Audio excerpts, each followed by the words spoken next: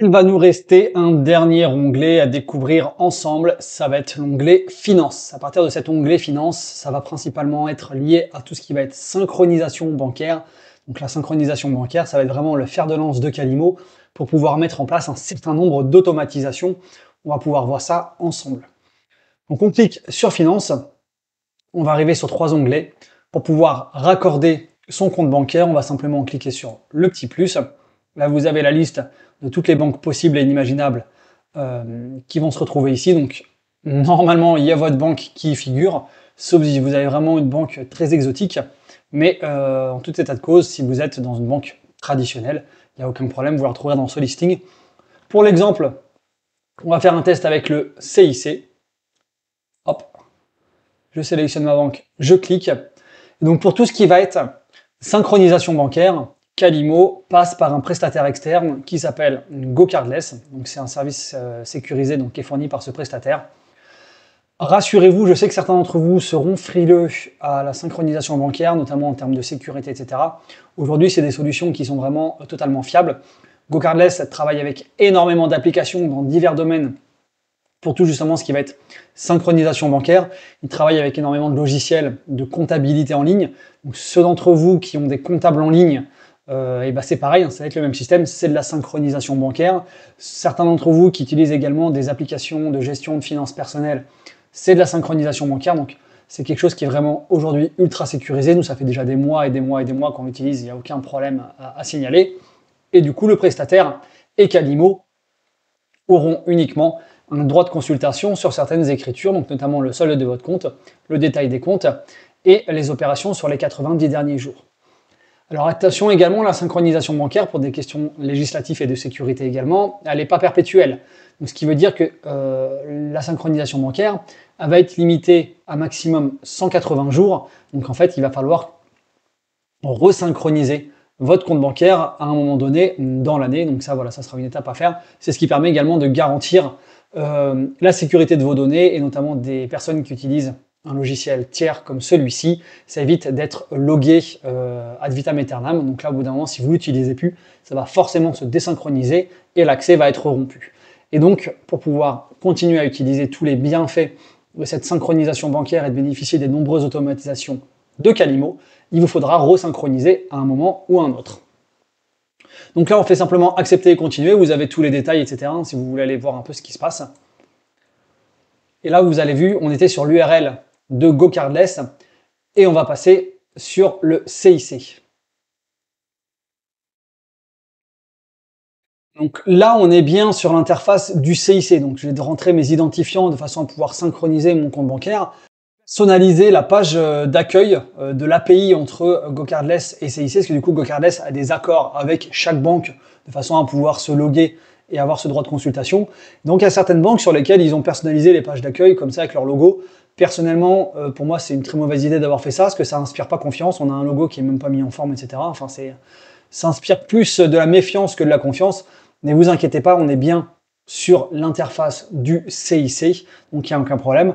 Je vais rentrer mes identifiants et on va voir ce qui se passe une fois que tout sera complété. Donc ça y est, mon compte bancaire a été synchronisé. Donc une fois que ça a été synchronisé, vous allez le voir apparaître juste ici. Donc, ça va vous afficher le montant du solde de votre compte bancaire, savoir s'il est rattaché à un profil bailleur et de savoir si c'est une session qui est active.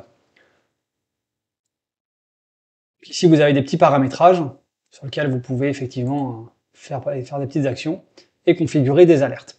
Vous pouvez synchroniser naturellement plusieurs comptes bancaires. Je pense notamment au cas si vous avez dans le Calimo 2, 3, 4 SCI, que vous avez un compte par exemple pour chaque SCI, ou un compte de SCI, un compte de LMNP, etc. Vous pouvez bien évidemment ajouter autant de comptes bancaires que vous le souhaitez et les synchroniser avec Calimo. C'est quelque chose qui est tout à fait possible. Donc ça y est, la synchronisation bancaire est faite. Maintenant, on va pouvoir, depuis l'onglet Transactions, quand vous allez cliquer, vous allez voir l'intégralité. Donc en fait, c'est votre relevé comptable en ligne. Vous allez avoir pas mal de petites opérations qui vont apparaître, que vous allez pouvoir affecter soit à un bien, soit à un locataire. Vous avez également, pour certaines qui ne vous intéressent pas, pouvoir les découper, pouvoir les supprimer, etc., etc. Et vous en avez certaines, vous voyez, avec la synchronisation bancaire, qui sont affectées automatiquement à un locataire. Donc là, ça a été affecté automatiquement à mon locataire Vincent Ungoer, que j'ai ici. Vous voyez dans l'historique, ça a été affecté automatiquement, chaque mois. Ce qui permet effectivement, c'est l'un des atouts principaux de la synchronisation bancaire, c'est que ça va venir affecter automatiquement les paiements à votre locataire. Comment ça fonctionne? Ça va fonctionner avec une corrélation et une correspondance entre le nom qui va figurer sur le relevé bancaire et le nom que vous allez avoir dans Calimo. À partir du moment où la synchronisation bancaire trouve une concordance, une corrélation entre le nom qui figure sur le relevé et le nom qui figure sur Calimo, ça va matcher et ça va venir affecter le paiement. Donc tout ça, ça mouline automatiquement tous les jours.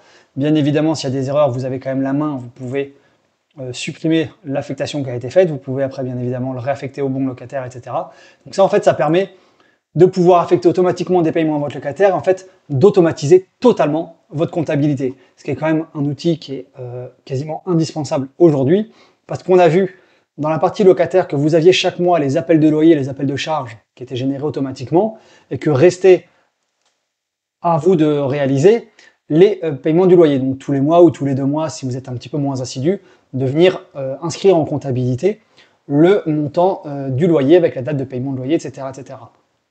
Là, avec la synchronisation bancaire, ça va venir le faire automatiquement.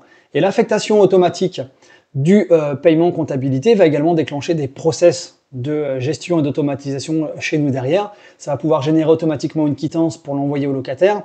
Ça va inversement, si le loyer n'a pas été perçu dans la période, pouvoir vous informer qu'il y a un loyer qui n'a pas été payé, vous demander si vous souhaitez engager les process de relance et de recouvrement, etc., etc.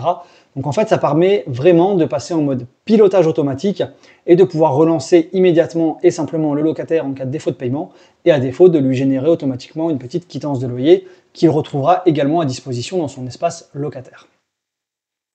Donc je vous ai dit que ça matchait avec des corrélations entre le nom du locataire sur votre relevé et le nom du locataire sur Calimo, mais il y a des cas où ça va être un petit peu plus difficile et vous aurez un travail effectivement d'affectation des opérations à faire, et c'est ce qu'on va voir dans la vidéo juste après.